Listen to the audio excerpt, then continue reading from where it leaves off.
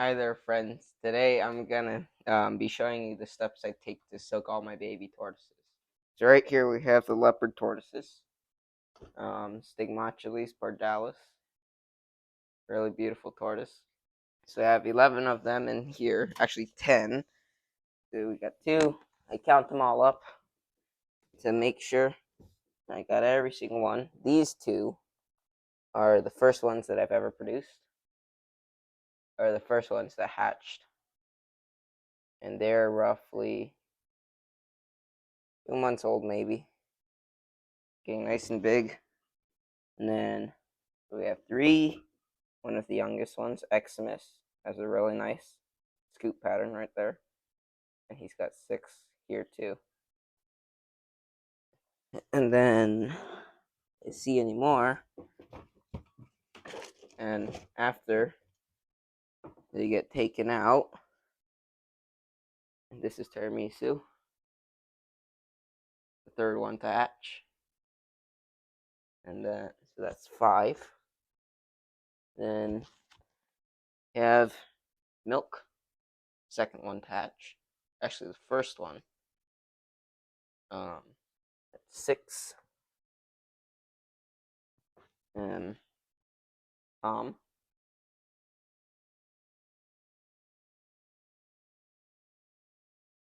seven.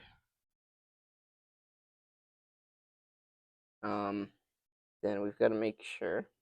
So here we have 8 and 9. This one's got a really nice pattern. See that? Barely any dots. And then this one's really nice light color. That's 8 and 9. Just missing one baby. That one baby right here.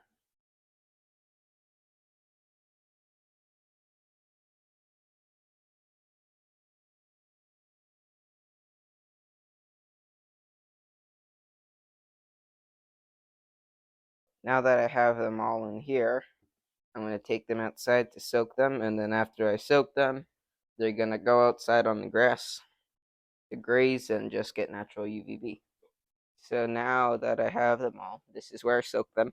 I soak them on this table. I usually soak them every once a week, and simply just enough for them all to get water. Now they usually don't drink water. They don't. They really hate the water actually, but you know they'll go ahead. They'll soak for 15 minutes, and yeah, here's Xmas. Xmas got his name. That means extraordinary in Latin. If you see right here, it's a split scoot. He has one, two, three, four coastals, but on here, one, two, three, four, five. Really nice baby. Really unique. And then soon we're gonna go ahead and grab the redfoots. It's very important to soak your babies. It ensures that they're always hydrated. Baby tortoises are very fragile and they can overheat very quickly, so it's good to keep humidity high and soak them just to ensure they're hydrated no matter even if they're moving like this. It just makes sure that they're all soaked and they're hydrated and not dry. And when I put them out, they're usually in their water bowl because it gets so hot during the day. But it's very important. It's a good thing. Any tortoise keeper should always be soaking their babies. Um, Even if you only have one, it's very important to soak them as hatchlings. Usually, when they first hatch and they soak this yolk sac, it's just a little bit there. That's the excess. It's already closed up, but this is just some excess that's left on the outside.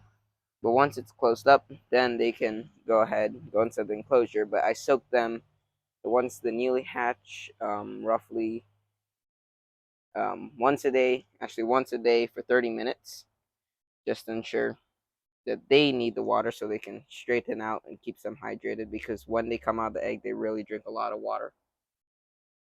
And this one actually has a whole nice light color compared to this guy right here. See that? Difference in color. And he's the oldest, actually. Um, this guy was only hatched maybe a week ago. Really nice baby. and then you'll soak the redfoots. The redfoots. This is the mister. Um, I soak them right after the leopards. Here's Sarah. I keep their humidity roughly 80 percent and to 85 just to make sure. That's how they get this nice smooth shell. A little bit of pyramiding here and there, but they get this nice smooth shell, which is very healthy. Just like Timmy here, he has probably one of the smoothest shells. See that? Nice smooth shell. No pyramiding on him. It's very important to keep humidity high. That's what ensures that their shells stay smooth and they're very healthy. And he's gonna be one soon in September, and most of them are. And let's talk about this guy right here. So this is Mitchell. He's 9 months old. Um, I've he's 9 months old, and you can see he's smaller than the rest. And if you look carefully, he's blind.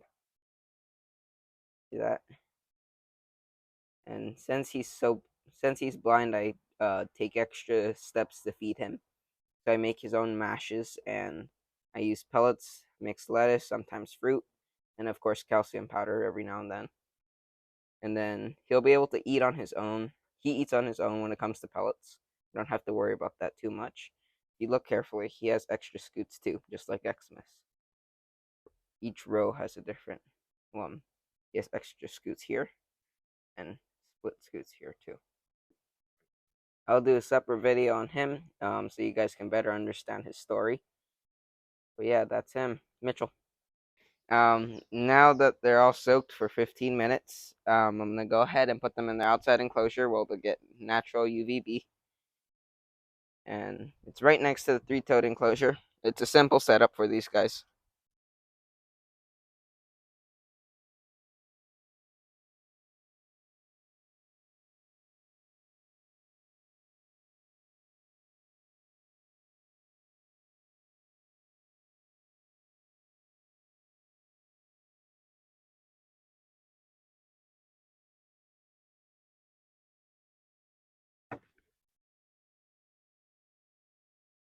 Right over here, here's the enclosure. Simple. You can make this yourself. It's a 3x3. We'll talk about that more in a separate video, but it's a 3x3. Just use pressure treated wood, cut it, and then it has its own. It screws together. Then it's this. Then you can put shade cloth right here. You use a stone to hold it down, and then there's their water bowl. Then you just put them in, and they'll have fun walking around. And they'll graze on the grass. They'll soak in their water bowl. And then I feed them out here too. They get cactus like they had last time. And lettuce. See, the grass is bigger than them, so they're gonna have a bit of a hard time, but they can manage. And then this is a simple hide that they stay in, keeps them more comfortable.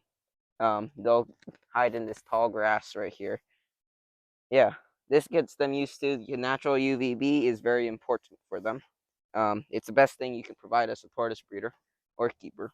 Is natural UVB and natural outdoor time.